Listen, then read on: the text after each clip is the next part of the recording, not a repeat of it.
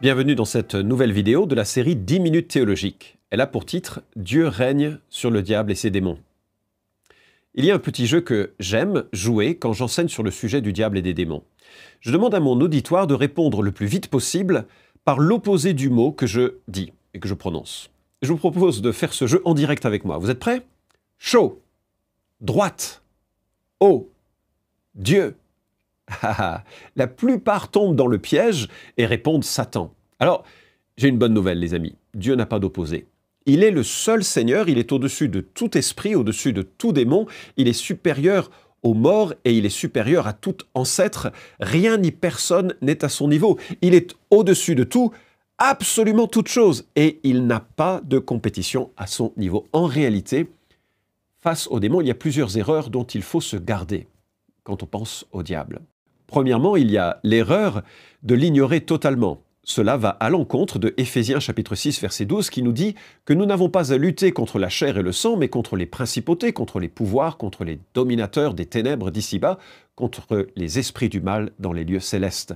Nous sommes vraiment en guerre.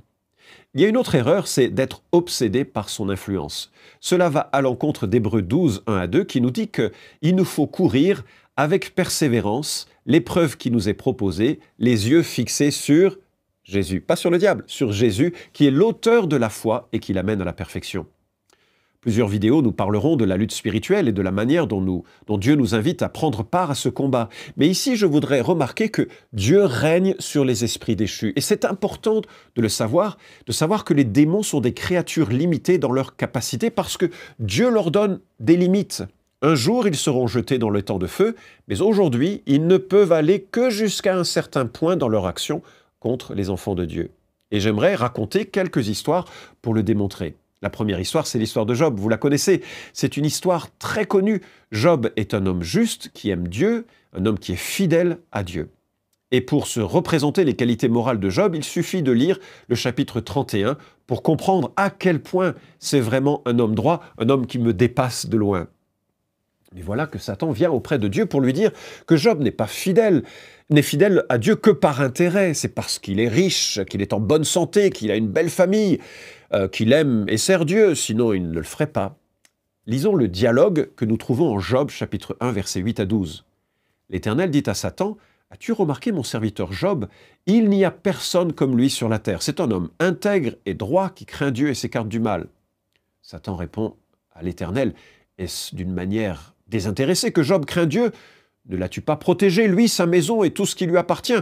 Tu as béni l'œuvre de ses mains et son troupeau se répand dans le pays. Mais étends ta main, touche à tout ce qui lui appartient et je suis sûr qu'il te maudira en face. » L'Éternel dit à Satan, « Voici, tout ce qui lui appartient est en ton pouvoir, seulement ne porte pas la main sur lui. » Alors Satan se retira de la présence de l'Éternel.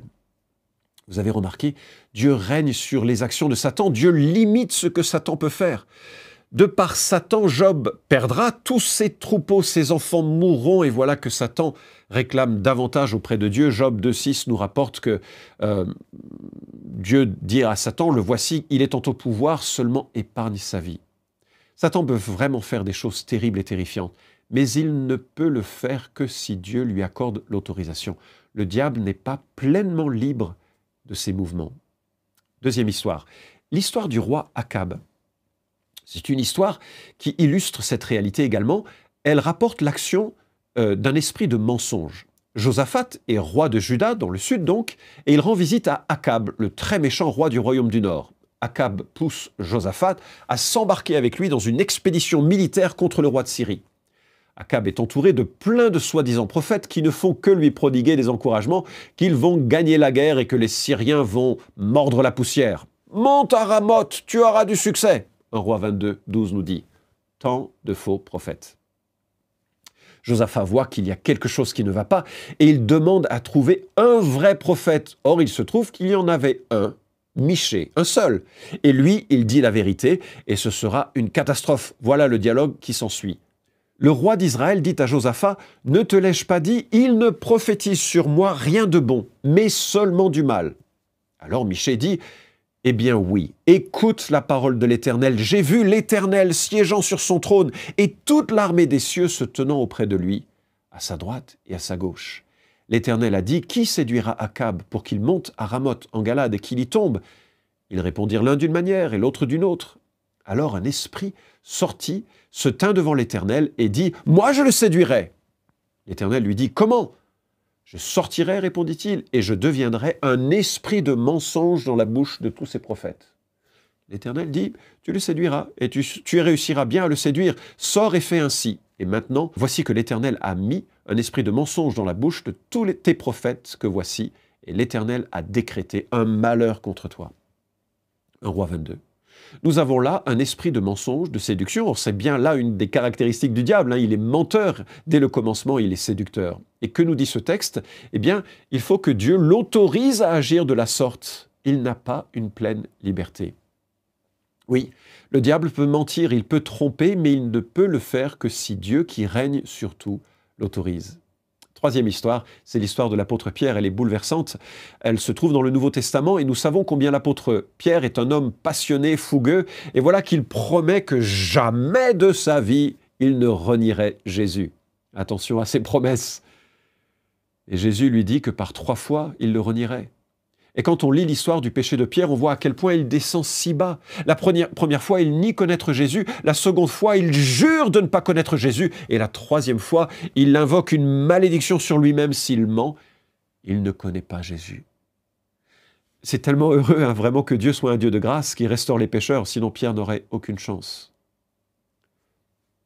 Et pour qu'un homme aussi fort que Pierre tombe aussi bas, c'est que le diable a usé de toute sa force pour le faire chuter.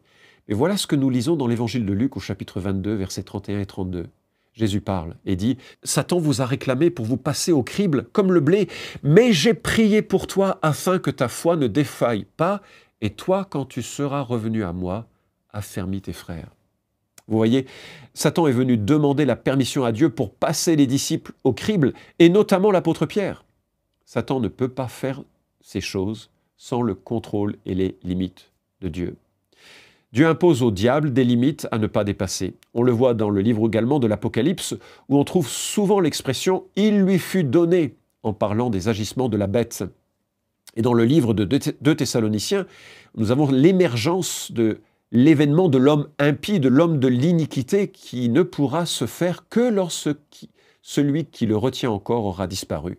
C'est-à-dire que le mal est toujours sous un contrôle divin. Allez, dernière histoire, l'histoire de Zacharie. C'est un dernier encouragement que nous tirons de Zacharie chapitre 3. Nous voyons ici, et je lis le texte, « Il me fit voir le souverain sacrificateur Josué debout devant l'ange de l'Éternel et Satan debout à sa droite pour l'accuser. L'Éternel dit à Satan que l'Éternel te réprime. Satan, que l'Éternel te réprime, lui qui a fait porter son choix sur Jérusalem. N'est-ce pas là un tison arraché du feu ?» Or Josué était couvert de vêtements sales et se tenait debout devant l'ange.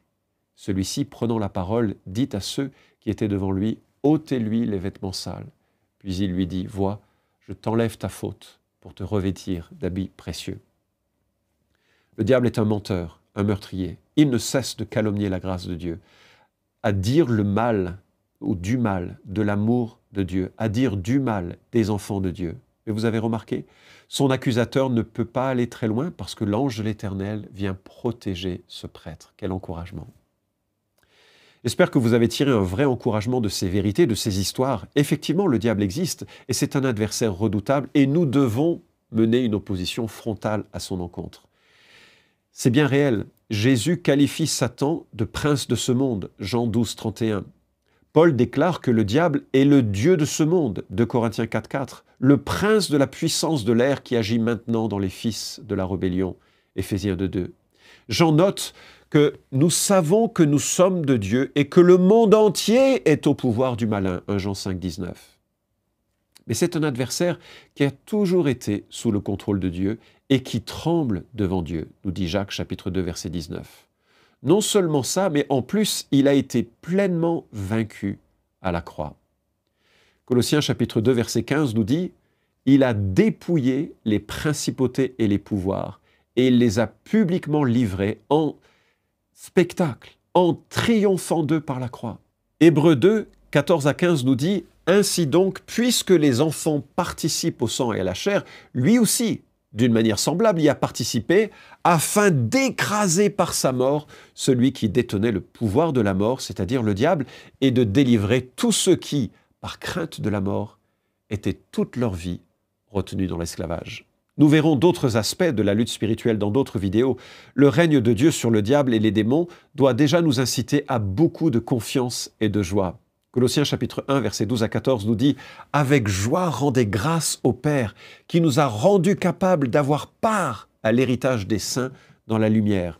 Il nous a délivrés du pouvoir des ténèbres et il nous a transportés dans le royaume de son Fils bien-aimé, en qui nous avons la rédemption, le pardon des péchés. » Romains chapitre 16 se conclut sur cette phrase « Le Dieu de paix écrasera bientôt Satan sous vos pieds, que la grâce de notre Seigneur Jésus soit avec vous. » J'aime l'histoire de ce collègue qui, avant de devenir chrétien et avant d'être missionnaire et pasteur, était gangster. Mais un gangster convaincant puisque il arrivait à voler des magasins. Mais c'était aussi un gangster gentil, quelque part, parce qu'il ne mettait pas dans ses armes de balles pour éviter que quelqu'un se blesse. Et il allait dans les magasins, il brandissait une arme aux caissières, et les caissières, bien sûr, ne sachant pas que l'arme était vide, levaient les mains au ciel et donnaient la caisse, et il partait. Il a été pris, mis en prison, et là, il a découvert la grâce de Christ. En fait, c'est exactement ce qui se passe avec la croix de Jésus. Jésus, en mourant sur la croix, a vaincu le diable. Il a en quelque sorte ôté les balles. Certes, le diable peut nous menacer, ses mensonges sont effrayants, ses persécutions sont vraiment vives, mais nous pouvons nous confier en Dieu qui nous protège et nous garde et nous fera paraître devant lui dans la gloire.